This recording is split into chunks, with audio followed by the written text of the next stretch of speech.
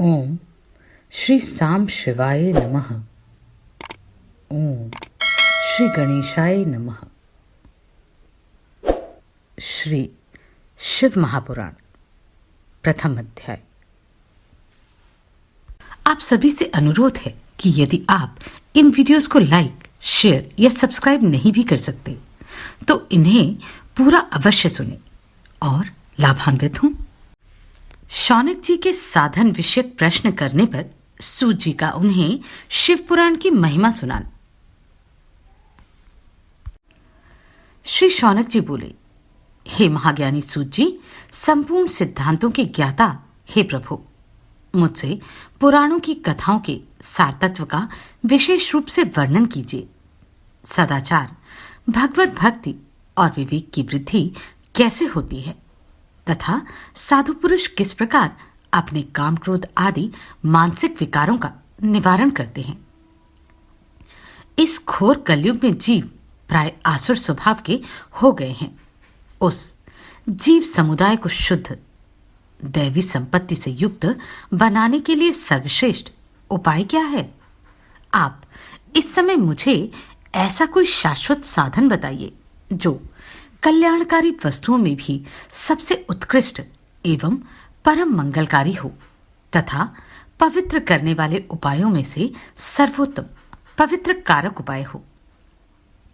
तात, वह साधन ऐसा हो जिसके अनुष्ठान से शीघ्र ही अंतःकरण की विशेष शुद्धि हो जाए तथा उससे निर्मल चित्त वाले पुरुष को सदा के लिए शिव की प्राप्ति हो जाए।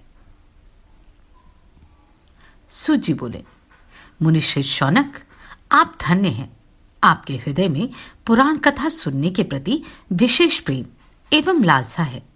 इसलिए मैं शुद्ध बुद्धि से विचार कर परम उत्तम शास्त्र का वर्णन करता हूं। वत्स, संपूर्ण शास्त्रों के सिद्धांत से संपन्न, भक्ति आदि को बढ़ाने वाले, भगवान शिव को संतुष्ट करने वाले तथा कानों के लिए रसायन स्वरूप दिव्य पुराण का श्रवण कीजिए। यह उत्तम शिव पुराण काल रूपी सर्प से प्राप्त होने वाले महान त्रास का विनाश करने वाला है। हे मुने, पूर्व काल में शिवजी ने इसे कहा था। गुरुदेव व्यास जी ने सनत कुमार मुनि का उपदेश पाकर कलयुग के प्राणियों के कल्याण के लिए बड़े आदर से संक्षेप में इस पुराण का प्रतिपादन किया है। हे मुने, विशेष रूप से कलयुग के प्राणी की चित्त शुद्धि के लिए इस शिव पुराण के अतिरिक्त कोई अन्य साधन नहीं है। हे मुने, जिस बुद्धिमान मनुष्य के पूर्व जन्म के बड़े पुण्य होते हैं, उसी भाग्यशाली व्यक्ति की इस पुराण में प्रीति होती है। यह शिव पुराण परम उत्तम शास्त्र है। इसे इस भूतल पर भगवान शिव का वांग्मय स्वरूप समझना चाहिए और सब प्रकार से इसका सेवन करना चाहिए। इसके पठन और श्रवण से शिव भक्ति पाकर श्रेष्ठतम स्थिति में पहुंचा हुआ मनुष्य शीघ्र ही शिव पद को प्राप्त कर लेता है। इसलिए संपूर्ण यत्न करके मनुष्यों ने इस पुराण के अध्ययन को अभिष्ट साधन माना है और इसका प्रेम पूर्वक श्रवण भी संपूर्ण वांछित फलों को देने वाला है। भगवान शिव के इस पुराण को सुनने से मनुष्य सब पापों से मुक्त हो जाता है तथा बड़े बड़े उत्कृष्ट भोगों का उपभोग करके अंत में शिवलोक को प्राप्त कर लेता है। राजसूय यज्ञ और सैकड़ों अग्नियोष्ठम यज्ञों से जो पुण्य प्राप्त होता है, वह भगवान शिव की कथा के सुनने मात्र से प्राप्त हो जाता है।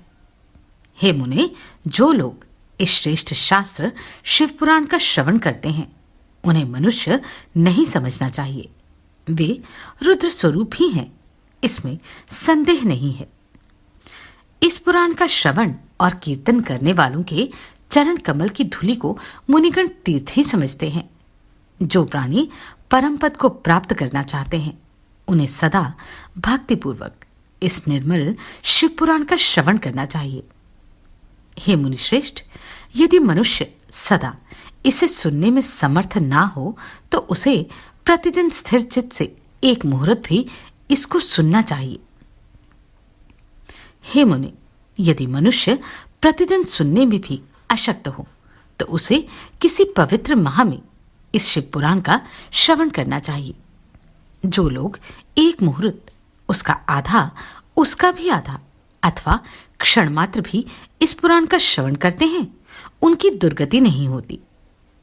हे मुनीश्वर, जो पुरुष इस शिव पुराण की कथा को सुनता है, वह सुनने वाला पुरुष कर्मरूपी महावन को जलाकर संसार के पार हो जाता है।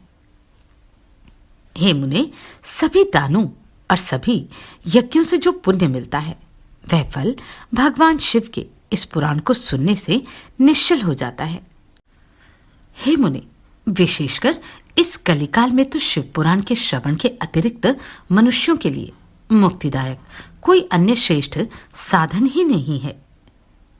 शिव पुराण का श्रवण और भगवान शंकर के नाम का संकीर्तन दोनों ही मनुष्यों को कल्प वृक्ष के समान सम्यक फल देने वाले हैं, इसमें संदेह नहीं है।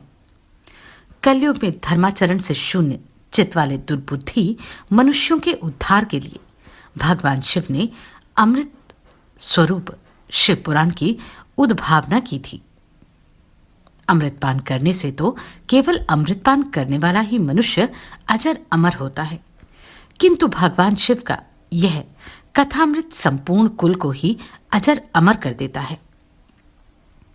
इस शिव पुराण की परम पवित्र कथा का विशेष रूप से सदा ही सेवन करना चाहिए, करना ही चाहिए, करना ही चाहिए। इस शिव पुराण की कथा के श्रवण का क्या फल कहूं। इसके श्रवण मात्र से भगवान सदाशिव उस प्राणी के हृदय में विराजमान हो जाते हैं। यह शिव पुराण ग्रंथ 24,000 श्लोकों से युक्त है। इसमें 7 संहिताएं हैं। मनुष्य को चाहिए कि वह भक्ति, ज्ञान और वैराग्य से भली भांति संपन्न हो, बड़े आदर से इसका श्रवण करे। पहली विद्वेश्वर संहिता, दूसरी रुद्र संहिता, तीसरी शतरुद्र संहिता, चौथी कोटि रुद्र संहिता और 5वीं उमा संहिता कही गई है। छठी कैलाश संहिता और 7वीं वायवीय संहिता। इस प्रकार इसमें 7 संहिताएं हैं। 7 संहिताओं से युक्त यह दिव्य शिव पुराण परब्रह्म परमात्मा के समान विराजमान है और सबसे उत्कृष्ट गति प्रदान करने वाला है। जो मनुष्य 7 संहिताओं वाले इस शिव पुराण को आदरपूर्वक पूरा पढ़ता है, वह जीवन मुक्त कहा जाता है। हे मुने, जब तक इस उत्तम शिव पुराण को सुनने का सुअवसर नहीं प्राप्त होता, तब तक अज्ञानवश प्राणी इस संसार चक्र में भटकता रहता है। भ्रमित कर देने वाले अनेक शास्त्रों और पुराणों के श्रवण से क्या लाभ है, जबकि एक शिव पुराण ही मुक्ति प्रदान करने के लिए गर्जन कर रहा है।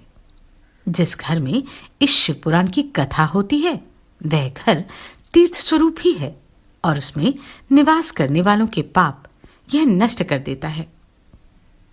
हजारों अश्वमेध यज्ञ और सैकड़ों वाजपेयी यज्ञ शिव पुराण की 16वीं कला की बराबरी भी नहीं कर सकते।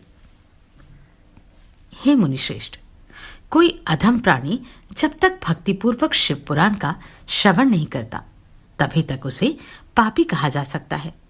गंगा आदि पवित्र नदियां, मुक्तिदायिनी सप्तपुरियां तथा गया आदि तीर्थ इस शिव पुराण की समता कभी नहीं कर सकते। जिसे परम गति की कामना हो, उसे नित्य शिव पुराण के एक श्लोक अथवा आधे श्लोक का ही स्वयं भक्तिपूर्वक पाठ करना चाहिए। जो निरंतर अर्थानुसंधान पूर्वक इस शिव पुराण को बांचता है अथवा नित्य प्रेम पूर्वक इसका पाठ मात्र करता है, वह पुण्यात्मा है, इसमें संशय नहीं है। जो उत्तम बुद्धि वाला पुरुष अंतकाल में भक्तिपूर्वक इस पुराण को सुनता है, उस पर अत्यंत प्रसन्न हुए भगवान महेश्वर उसे अपना पद अर्थात धाम प्रदान करते हैं।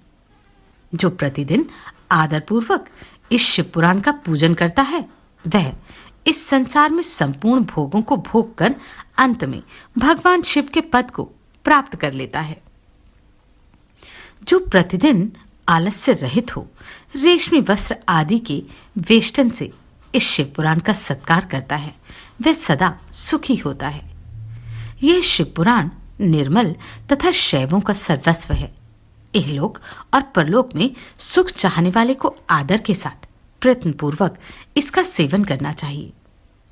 यह निर्मल एवं उत्तम शिव पुराण धर्म, अर्थ, काम और मोक्ष रूप चारों पुरुषार्थों को देने वाला है। अतः सदा प्रेम पूर्वक इसका श्रवण एवं विशेष रूप से पाठ करना चाहिए। वेद, इतिहास तथा अन्य शास्त्रों में यह शिव पुराण विशेष कल्याणकारी है, ऐसा मुमुक्षु जनों का कहना है। यह शिव पुराण आत्म तत्वज्ञों के लिए सदा सेवनीय है, सत्पुरुषों के लिए पूजनीय है, तीनों प्रकार के तापों का शमन करने वाला है, सुख प्रदान करने वाला है तथा ब्रह्मा, विष्णु, महेश आदि देवताओं को प्राणों के समान प्रिय है। ऐसे शिव पुराण को मैं प्रसन्नचित्त से सदा वंदन करता हूं। भगवान शंकर मुझ पर प्रसन्न हों और अपने चरण कमलों की भक्ति मुझे प्रदान करें। अगले अध्याय में हम शिव पुराण के श्रवण से देवराज को शिवलोक की प्राप्ति के विषय में जानेंगे। आप सभी को कोटि कोटि साधुवाद। आपने इन वीडियोस को इतना प्रेम दिया। नमस्कार, मैं आभा शर्मा जावास। यदि आपको मेरा ये प्रयत्न सराहनीय लगा हो तो मुझे सब्सक्राइब करके प्रोत्साहित करें।